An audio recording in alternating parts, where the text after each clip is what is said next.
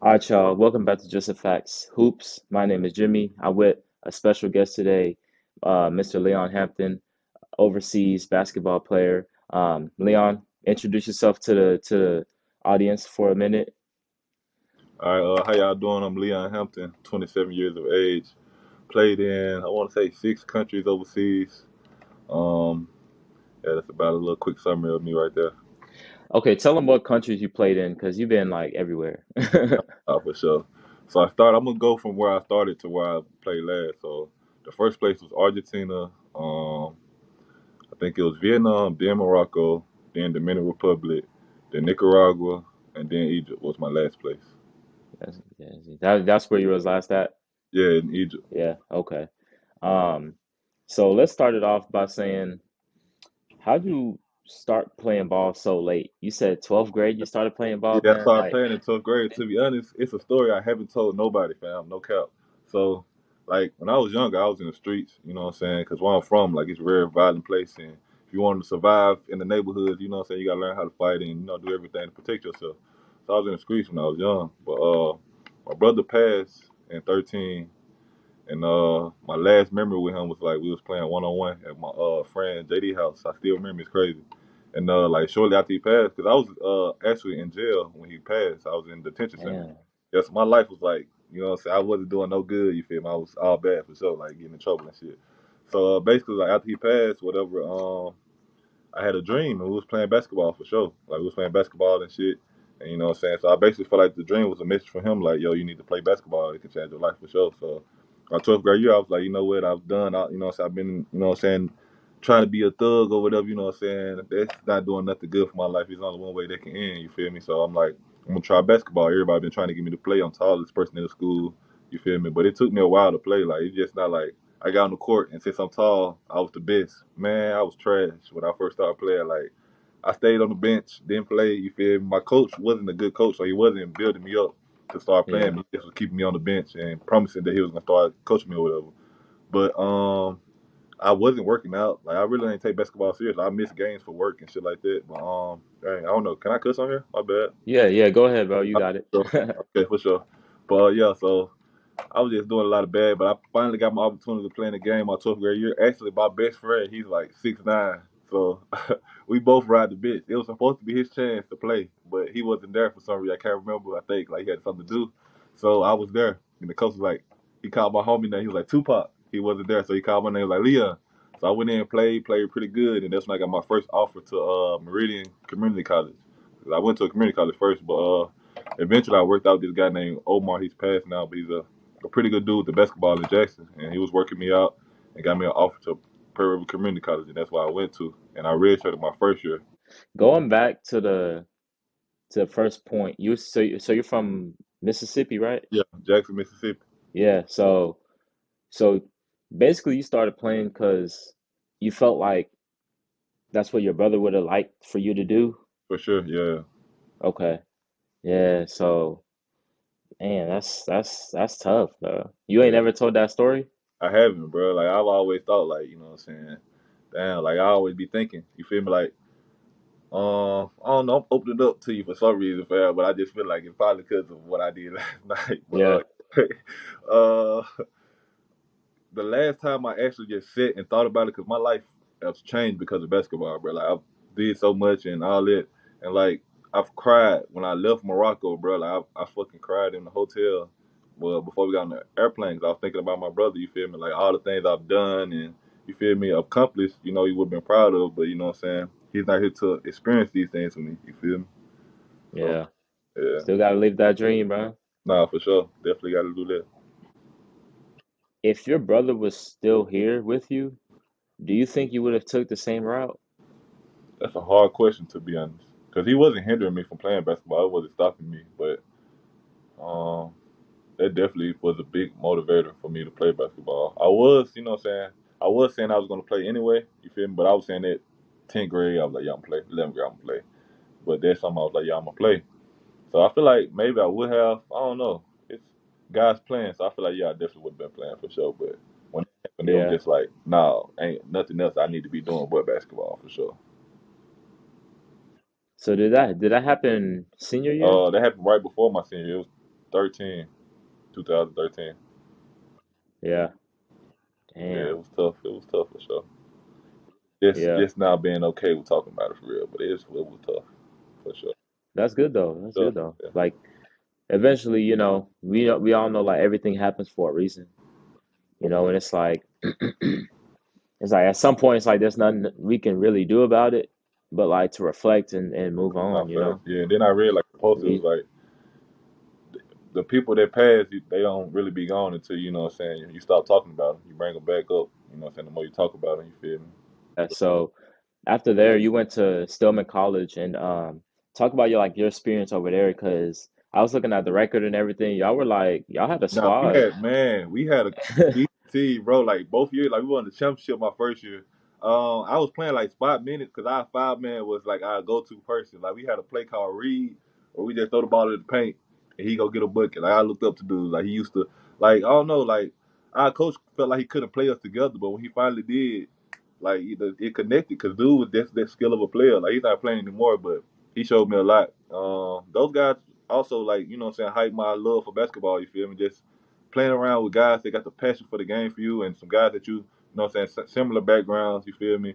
And can understand where you're coming from. So I don't know, like basketball changed my life, bro. Like I just love the game so much. As you probably could tell, you see, I come in fitness connection. There's no pros probably come hooping there, but just to go play basketball, bro. Even with what I'm saying, the people that doesn't even play professional or college, what I'm saying, basketball, but just to play the game feels good. I feel like myself when I'm on the court for real. Yeah. So, That's what it's all about. Like if you're gonna do something, like you gotta love that shit. nah, for sure. No matter like what situation you're in, you still gotta love that shit. I wanted to ask like, do you think you ain't never played like D1, but like do you think playing like JUCO ball would be different from like playing like in the D1 in terms of I like think, lifestyle? yeah, I think it's a big difference because I got a couple teammates that played JUCO with me and they went D1. Like one of my players is playing like top league overseas and he went to the JUCO with me. Like when most people get confused and thinking like, if I go junior college, I can't go D1. You definitely can, but it's definitely a difference. Like the facilities are better. Like you have better you have better access to better things. Like for my JUCO, like we had the biggest JUCO in Mississippi, so all our facilities and stuff was laid out. Everything was nice, but compared to a D1, it kind of look average. Like D1 campus is way bigger, more people. They have more money for the programs. They have better coaches. That what some people would like to think. I would think they would have better coaches for sure. But my coach at junior college, like he had plenty of D1 offers, but he was so comfortable at the time we was in and like the lifestyle he was living, he was like, I'm turning those down because I'm the head coach here. It's my program. I'm good with everybody here. Why would I leave? But yeah, it's definitely a difference. But I mean, as long as you're blessed to get free education and continue playing basketball, I feel like it shouldn't matter where you go. D1, JUCO, NAIA. Like I've And, made it overseas coming from JUCO and the NAIA, so it's definitely possible for sure. and I feel like athletes nowadays they're so scared to go JUCO. They're so scared to go like to a lower level to start out Yeah, because they're like, oh, I might not ever get to D1, or oh, like how are people gonna think about me if I go to this lower school no one knows about. I feel yeah, like I feel like athletes nowadays they really kind of try to stay away from it in a way. for sure. How do you feel about that? I feel like that don't make sense because, in all honesty, most coaches go and look at the JUCO players before they go look at the high school players because you got older Mm, guys that's been playing, kind of like collegiate ball, and they've experienced the college life. You feel me? So they've been going to classes. You can see really what the guys on. You know what I'm saying? Like it's like a trial run to the next 2 years you got at the D1. As far as a high school kid that's fresh out of high school, just left his mom's house, to go to this big college parties, girls, like it's gonna be a culture shock for real. Because I know when yeah. I was with the college, man, and then I I redshirted at that, so I didn't even have to focus on the game. So I was just like, so college can be overwhelming for sure. So just like going to the JUCO can like, what I'm saying, it's like a trial run for real like, with big school. And like I said, college coaches like I can't name how many coaches was in our JUCO practices before the season. You feel me? Like high Really? school players really don't get that for real unless you just got a all-star, all-American player or some on your team, you're gonna get plenty of coaches. But we had some good players, but you know what I'm saying. But since we at a college already, they feel like these guys are more mature. They're, what I'm saying, know more of the game. So that's why I feel like that is. That But makes sense. Yeah, I wish a lot of the more athletes would have that type of mindset to go about it like that. So after your 2 years at Stillman, you went overseas. You started going overseas, of course. First, tell me how like the recruiting process was like overseas. Like, how does that all work? True. So I had a teammate that he went overseas after he graduated from Stillman, so I hit him up and he actually passed. That's crazy. He's a Damn. good guy. But, yeah. But, yeah, he told me about the like I told him like, yo, like if I want to go overseas, what should I do? And he sent me like 5 or 6 agents, and I hit them all up, and maybe 2 or 3 hit me back because like agents are very bougie, no cap. Like if you ain't no, like if you're a D1 player, they'll cater to you, but if you're coming from like low major or whatever, you got to start off with a low major agent, I guess, or whatever. But yeah, he gave me the agent, so I hit him up, sent him my, you got to have a highlight tape, so I sent him my highlight tape from college, and then the guy called me that same night. It was like, give me your coach information and just tell me more about yourself. And the reason I signed with him because he was basically giving me game about playing overseas. So yo, my agent, he was basically like, you shouldn't pay nobody to get you a job. Like most, it's a lot of scams going on overseas. So they'll try to get you to pay them before they get you a job. Like the teams pay your agent. Like South America, some of those teams don't pay the agent. And you'll have to pay them, but you'll have to get your first paycheck before you pay your agent. But 9 times out of 10, the team is gonna pay them for sure. So he was just putting me on game, so that's why I got with him. But the process is really like all I do is just stay ready to play. My agent really does all the work. He has all the connections overseas, so he just send my highlight tape to different teams, and whichever team is interested in me, and if the numbers match what I think I'm worth, then I'll go. But it's a lot of like the thing about overseas, you gotta know your worth because you'll get, if you're a good player, you're gonna get a lot of offers. Like I've just turned down probably like 5 teams, 6 teams for real. And one of them I didn't want to turn down because I was gonna be playing with a guy I played overseas with, and we had a good chance of winning the championship. But it just like I know my worth, and I'm not gonna go over there for that much, for sure. Compare and contrast like the first of all, compare and contrast the play style, if any, from college to overseas. Okay, so the one thing that I learned when I first got up there is like the way they set screens, like all right, boom. So if you can't set the screen in the middle, you can like set the screen another way. Like you got to put your butt, set the screen with your butt basically, and like open up and let them go. I've never done that until I got to Argentina. I'm like, bro, wait, did you show this is legal? I'm like, yeah. And as soon as we played our first game, they beat Man set screen. I'm like, all right, bet, so it's legal. But other than that, what else? Yeah, when the ball touches the rim, that's something I had to try to get down pack. I'm still trying to get down pack. Like when the ball touches the rim, immediately you can knock it off the rim.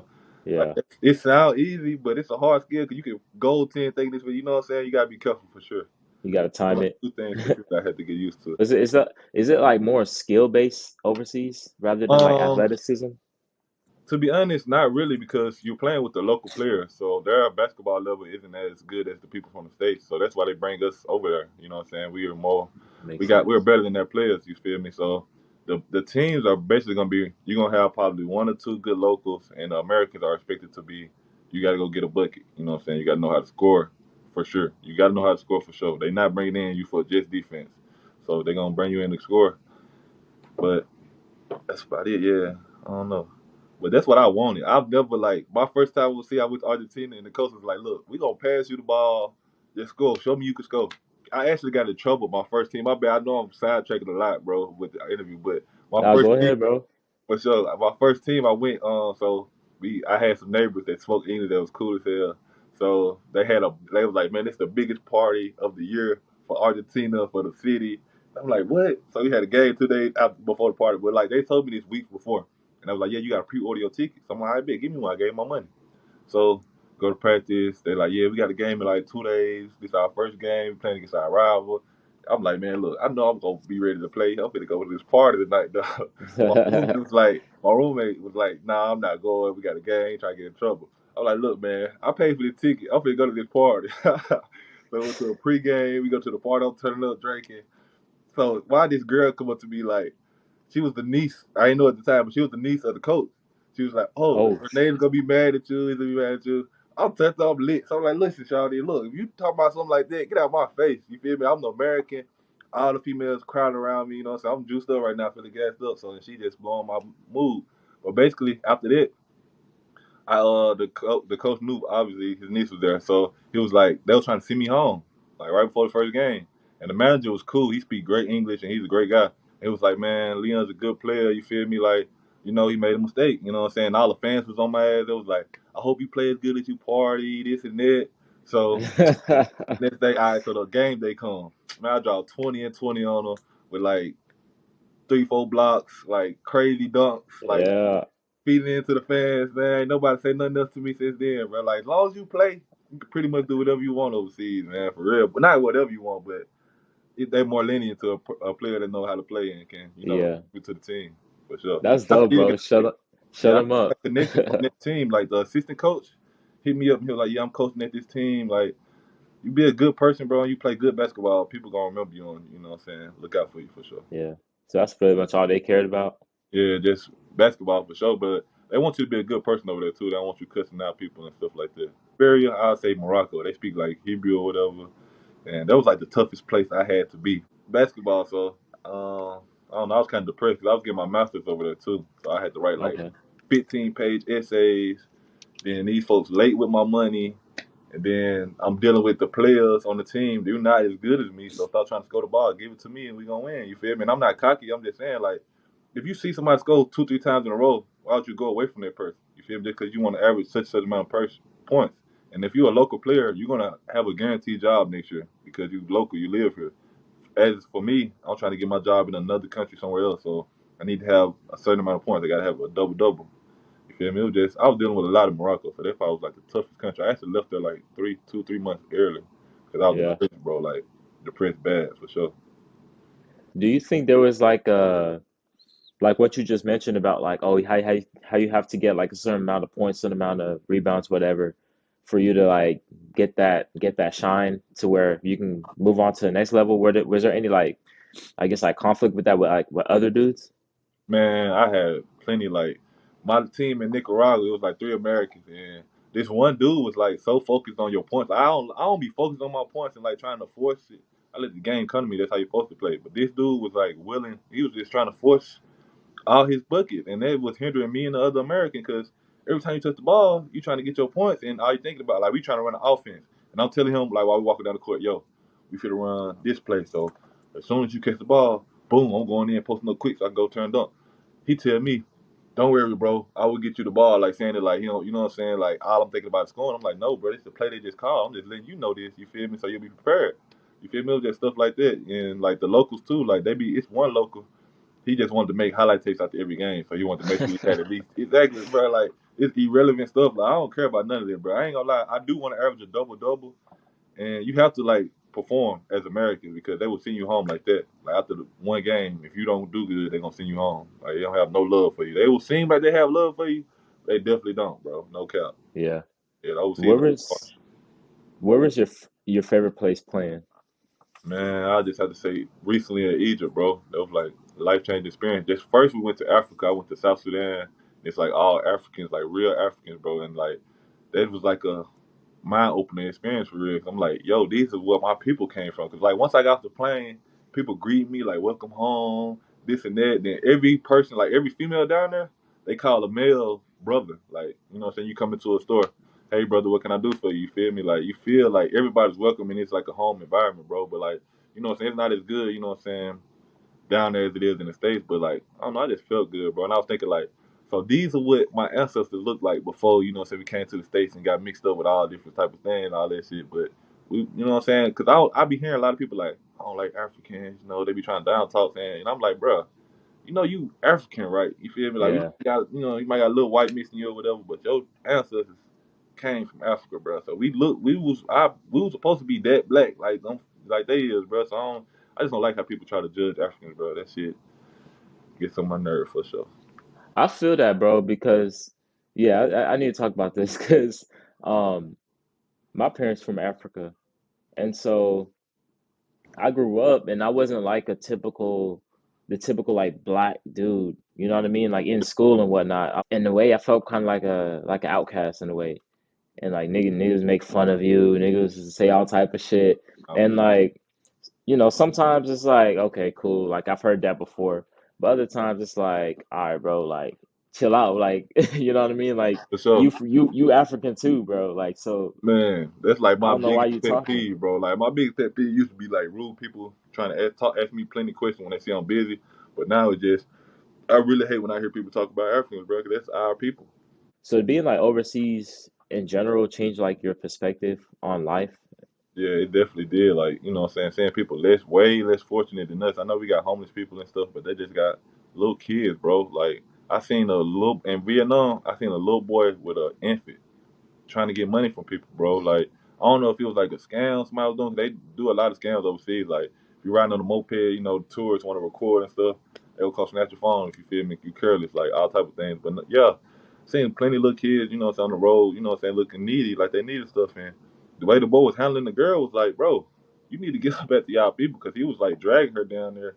You feel me? So I felt bad, gave them a couple little Vietnamese bread that I had.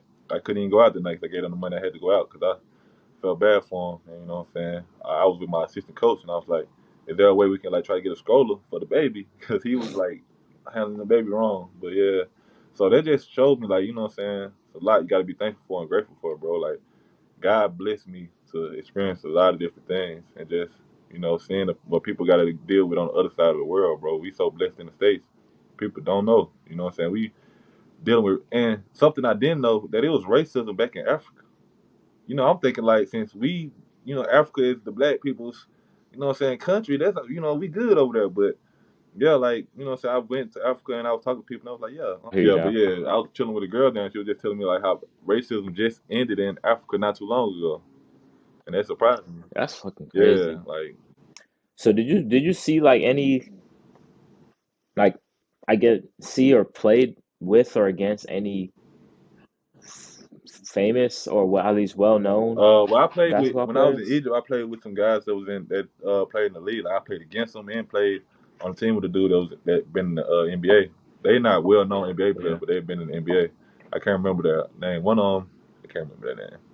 But yeah, those NBA players. My first game down there, like I played against a big man that was in the NBA. I didn't know. Like I'm getting buckets on him easy. So once they tell me, yo, he was in the NBA.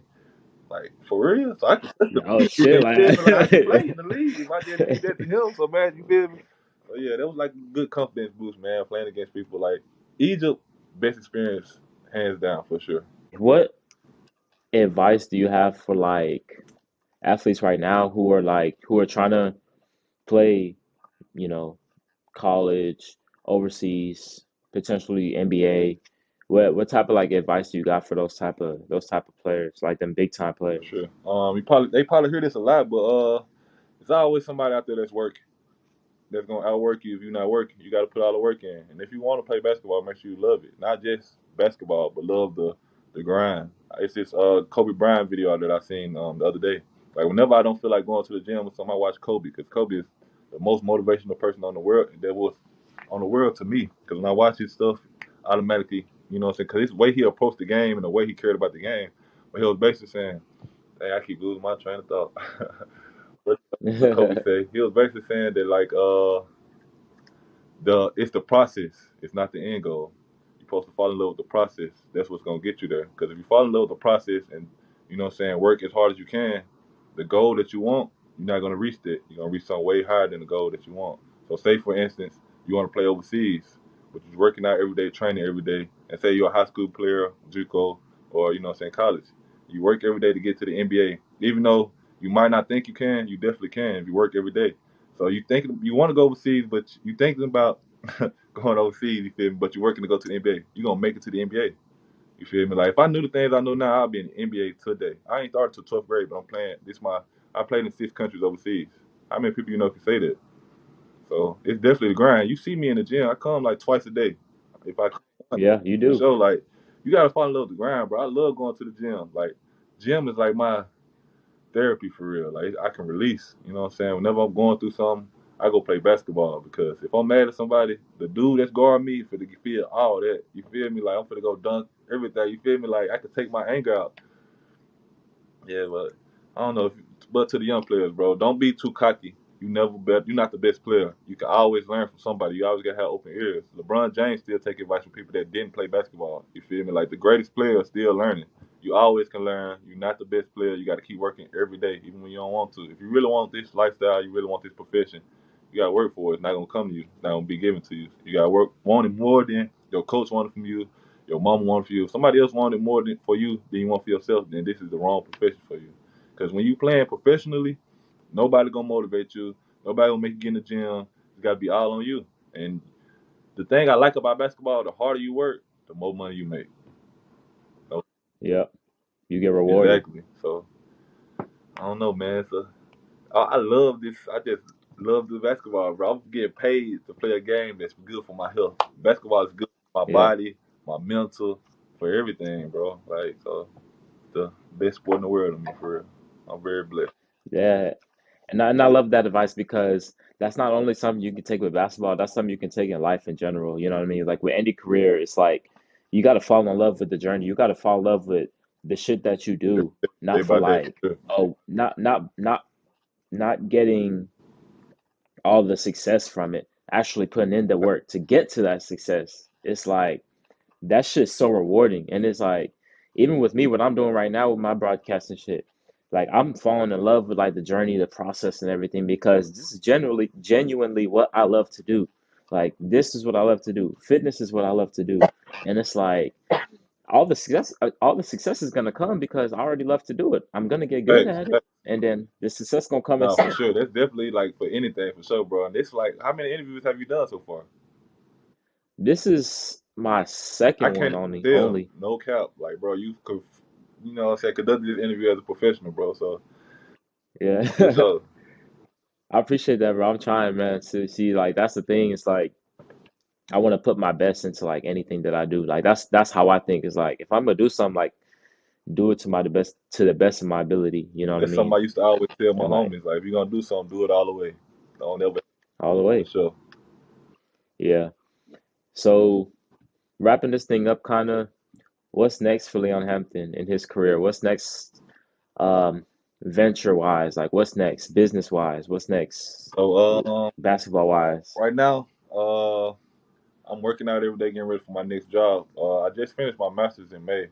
So I'm thinking about like going to start intern coaching just while I'm here, you feel me, to build up my resume. Eventually I want to become like an athletic director, you feel me, and open up like little small business because I made a connection in every country I made. And just for like an example, in Argentina, the dress shoes there, like dress shoes here are like way more expensive than they are in Argentina. So I can go buy a whole bunch of dress shoes and open up my own store and make a big profit. You feel me? And for another example, the guy, the manager I was telling you about, that was cool, speak good English. There, he has a store called iZone because they don't have Apple stores. And he basically sell all the Apple products in his stores. So eventually, like Damn. when my career comes to an end, I'm gonna link up with him, you know what I'm saying, start doing business with him and doing the stuff with the shoes on my own accord. And, you know, I got like other little ventures and stuff I wanna do at other little places too. Cause Vietnam, they need Nike apparel and stuff like that. It's just every country, you know what I'm saying, we have a lot of stuff that most countries don't have, and most players don't think like me, like to build these connections and try to think of ways to make money. So I wanna have different streams of revenue coming in for real. Yeah. I feel that. Yeah, I feel that. It's always good to be like well rounded Nah, and yeah. shit. And I'm glad you said that too, because it's like traveling in general, not even just for like work or basketball. Traveling is so fucking key because you meet up with so many new people you've never met Facts. before. You can make those connections with people, and then just getting yourself out there. It's like it's what's gonna help you out because no matter what you're doing, having multiple people to talk to, having multiple people to bounce ideas off of, having multiple people to just conversate about business wise is like Yeah, facts. that's like the greatest That's thing. true. I got like two homeboys now. Like we be talking about being like one of them is an accountant. I always tell them like, "Yo, you gonna be my account fam. Like we should have a lot of stuff going on in about 3, 4 more years. We gonna come out of nowhere. I'm just gonna be like, look, man, I got money here, here, and here. We finna do this and that. You need to keep up with it. You feel me? I try to keep, you know what I'm saying. If I find out somebody's smart, they're a genuinely good person, and I can, you know what I'm saying, build with them. You got to keep people that's better than you around you, and I also keep people, you know what I'm saying, from my past too, because you know what I'm saying, showing me where I came from. You know, it's good to have people that saw you from the bottom and build up because they know where you came from, versus somebody that just came when you know what I'm saying, got everything that you got. You feel me? They probably thinking like they not gonna understand. You feel me? Why you moving? How you moving? Why you doing what you doing? Because they Yeah, wasn't there when you was there. Like when I go to restaurants, bro, I don't like having my back to the door. It's just because I'm from Jackson. I'm from a place where you gotta watch yourself 24/7 almost. You feel me? So I still got that mindset. I'm always watching, like you know what I'm saying. I always be aware of my surroundings, which I wouldn't say is a bad thing because you need to be aware of your surroundings. So that's one thing. I feel like I feel like I don't know. I'm glad I came from Jackson. Like even though it was a lot of hardships, that's what built me for sure. Oh, last question. If you could live in any other country besides the US, where would it be? Man, it's probably a country I haven't been. It's probably like Japan, bro, because like I'm a big Mm. anime fan, and it was times where I was down bad. Probably went through something with my girl or something, and all I had to do was fucking watch an episode of One Piece, bro, and that shit'll fucking brighten my day, no cap. So I'll probably go to Japan just to be able to go see all the anime stuff around and everything like that for sure. Well, that's gonna wrap up this interview, y'all. Shout out to my guy Leon Hampton for being a part of this, man. I'll drop all his socials down below. Y'all go show him some love and whatnot. Follow the journey.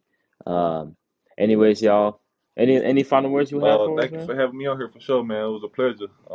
Good luck to you in the future. You know, with this interview thing you got going on, bro. You really conduct yourself as a professional. I appreciate you for letting me be on, and you know, y'all guys keep supporting my guy. He has bright things going on in the future. Definitely handling himself the right way. Yes, sir. I appreciate that, man. But if y'all are watching this right now, please like, comment, share, and subscribe for more interviews. But anyways, this is Jimmy from Just the Facts, and I'm signing out. Peace.